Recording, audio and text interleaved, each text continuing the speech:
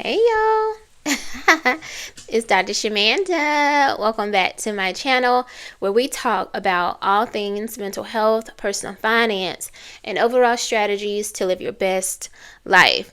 Alright guys, welcome back. If you are new here, I am a licensed mental health and addictions therapist based out of North Carolina. And I specialize in financial therapy, which is all about helping you heal and understand your relationship with money. But on this channel, y'all, I share my own journey towards building my own personal finance journey. So building wealth, saving, investing, paying off debt, all that good stuff. And y'all, I am not a financial advisor or financial expert. That's not what I do. I am a mental health therapist and I specialize in financial therapy. Okay, and I love finances. So that's where I'm at. But anyway, today I wanted to talk about some of the financial habits that are causing people to be broke. And I try to stay away from that word broke, but let's just call it what it is. You know what I'm saying?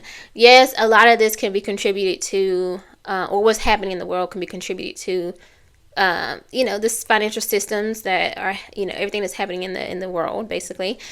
But some of this stuff we got to take accountability for ourselves, right? Like, I know people who, if I gave them $1 million right now, they would be broke 6 months from now. So let's be for real. And the reason why I say that and make that a point is that it doesn't matter how much money you have if you don't have financial literacy or the ability to make wise choices with your money.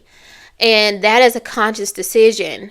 And a lot of that is deeper than just, this idea that you should just do better with your money. Some of this stuff it's ingrained in you. It's your money beliefs. It's how you feel about yourself, right?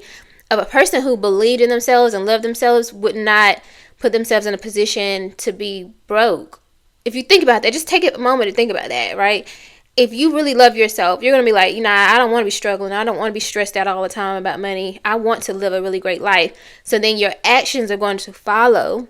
Meaning you're going to make those sacrifices up front and put money aside and save and invest because you know that you deserve to be free mentally, right? From financial anguish or stress.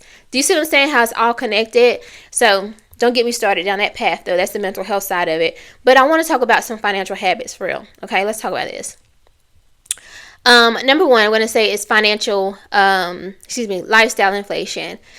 So normally, for most people, let's just call it what it is. Like, as our income grows, so does our lifestyle. We want to look the part. I think we all grew up hearing that saying, keeping up with the Joneses. I'm trying to figure, like, why do we choose the Joneses? Poor people. Like, I know they'd be like, God, like, why did they choose our last name? Like, the Smiths, I've heard that before. I don't know. Like, I bet they'd be mad. Boy, wait, like, why us? At all people, you know what I mean? Whatever. I need to study that. I'm curious though. Like, why? Where did that come from? Why did they choose that name? Anyway, so we essentially, when we get more money, we upgrade everything. Whether it's your phone that's working totally fine. My phone is broke so bad, y'all. It's not even funny. And I make so much more money now. I can go buy me another phone, literally cash. And I always buy my phones cash. I don't make payments on my phones, but I'm just letting it rock out. You know what I'm saying? I don't even want to talk about it. I'm scared. Anyway. But we upgrade everything. Our phones, our laptops, our cars, our houses, everything, because our income has increased. So we feel like our lifestyle should increase. The things that we have in our life should increase. And also there's just this external pressure sometimes to look successful. Again, I talked about this in another video. If we're like we got a promotion and now we're the VP of the department, we feel like we need to be wearing Gucci and Prada and Chanel and all that. Like, we need to look the part. If you are now a successful entrepreneur, you need to look the part. You need to drive the luxury car. You need to wear the Chanel glasses, which I'm getting me some. Okay. But I'm safe for it. Okay. But you want to look the part. And so there's that pressure. So it's called lifestyle inflation. Number two is the emotional spending. Again, I did a whole video on that yesterday, so you want to check that out. But we use spending or shopping to like cope with losses. We also use it to celebrate wins. We also use it to self-soothe, just to maybe we've had a long week or we've been busy and we just want to relax or whatever. But also we use it to impress other people. All right, again, going back to the first one, there's this external pressure sometimes to kind of impress people and to get a certain emotion, to elicit a certain emotion. You want people to feel proud of you, to feel envious of you. Like, some people want you to envy them. They want you to be jealous of them, right? If you think about it, our cars, these people don't know us. We passing each other on the highway. You don't know me, I don't know you. But if you see me driving a nice car, you be like, dang, like, who is that? What they do for a living? You know what I mean? Like, I do. I'll be like, how you get that Bentley? What you do? You know what I'm saying? Like, I'm just curious. Like, you get really curious about those things. But it's really about impressing other people. Again, a very much more internal thing to work on, because if you really love yourself, you know that the external stuff doesn't really matter. You feel complete and whole by yourself, within yourself. The outside stuff is just like added extras. And so maybe you save, right, and prepare to get that extra thing that's just something that you want, not necessarily need, to feel good about yourself. But yeah, deeper stuff.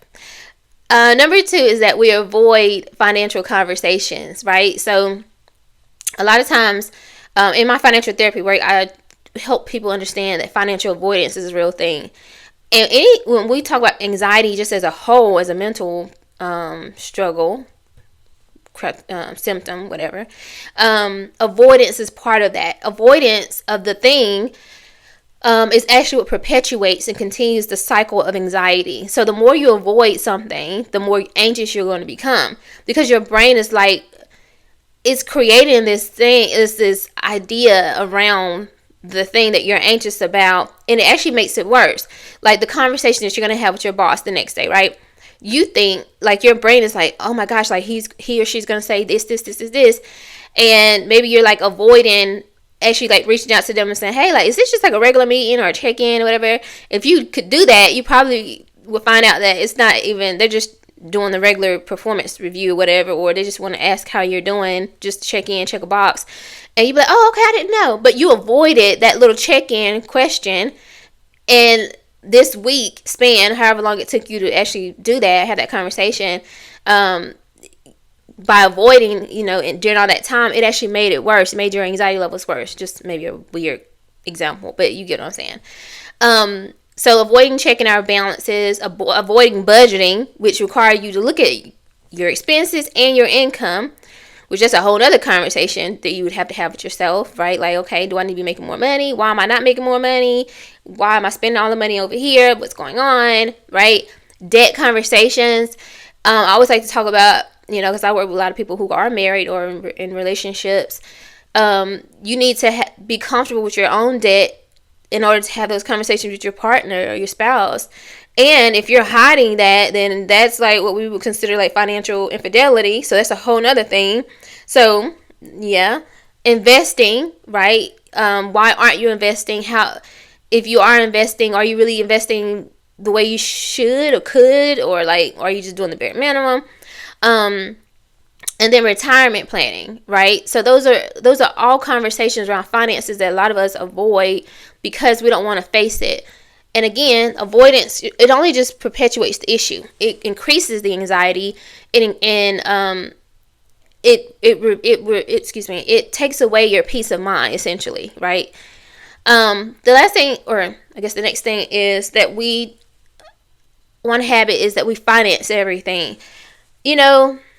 I paid off my car last year, y'all, and I plan to never finance a car ever again. I financed many cars over the years, like, I won't say many, maybe like 2, 3. Anyway, and I cannot wait. I cannot wait to pay a car off in full, like cash. Like, just go to the car dealership, and I'll probably use my credit union. That's who I bank with, and just be like, I already got this set amount, and negotiate the price. But I already know the car I'm getting. I just can't wait. And they're going to be like, oh, yes, who are you going to be financing through? I'm like, oh, no, this is cash. Let me be petty. I don't want to be petty. But you know what I'm saying? Like, I cannot wait, y'all. Like, I'm so excited. I actually start saving up for my car next year because I'm paying off debt. All the rest of my small debts, Irish debt, this year. And then I start paying off student loans. But I'm going to have a small goal to, for money to buy my SUV. That's my graduation present to myself. So, which I've already graduated with my doctorate. But I'm just saying, like, that is what I want. But I can't wait to pay that off in full. But anyway, we normalize finances. We normalize these constant monthly payments, debt culture. It's like a thing now. I think even on YouTube, it's like a whole thing to just like track your debt payoff journey, or TikTok, so it's become normalized, which is not necessarily a bad thing, because we all, for the most part, have debt, unfortunately, because it's the society we live in. So I think people will be becoming more comfortable talking about it. But imagine a world where that's not even the norm anymore. It's not the norm to have debt. And I'm so grateful and excited for the younger generation of Gen Z, who may or may not be choosing to go the college route for their, if they want to go the trade route, and they're not taking on that debt. So they don't have the student loans, they don't have the credit cards, and they're just starting off their lives, like this. And I'm excited for them. Okay. I think also added to this is that idea that I can afford the payment mindset, instead of looking at the full balance and like, can I afford to pay this in cash or in full? I get it. You think about a car, you're like, that is like 20, 30, 40, 50,000. That's a lot of money. But imagine if you just held on to your car that you have and you just saved up for that, and you could pay that off in full, instead of like, oh, I can afford $500 a month. Like, I can figure out how to do that. I can squeeze that into my budget. And then, or even smaller, just thinking smaller, thinking like a shirt from Shein or from Fashion Nova, or like this dress haul or swimsuit haul that's like $100. So instead of paying the whole $100, you're paying $25 in like 4 payments or whatever. We've kind of gotten caught up in this whole I can afford the payment on it, versus looking at how much you're going to be spending out monthly, or in total, and how much that's taken away from you being able to invest or save. Anyway, and then of course overconsumption. Like, you really don't need that extra set of lotion or makeup or that new eyebrow pencil or whatever. Use what you already got, right? But those are some of the habits that we have. We see something on TV, a commercial, or we see an influencer that we love using this product, and now we just have to have it, even though what we had was working totally fine. Okay. The last thing I was going to say is that we wait to actually build systems for our money. So consistency, we need consistency, we need automation, we need intentional habits, and of course we just need discipline. Not necessarily motivation, because motivation will wane. It comes and goes. But when you're disciplined, you have a system in place that will help you break out of these financial habits that are keeping you broke. Okay? Anyway, guys, I hope you like this video. If you do, like, comment, subscribe, share. Which ones are holding you back? Be honest. Comment below. See you soon.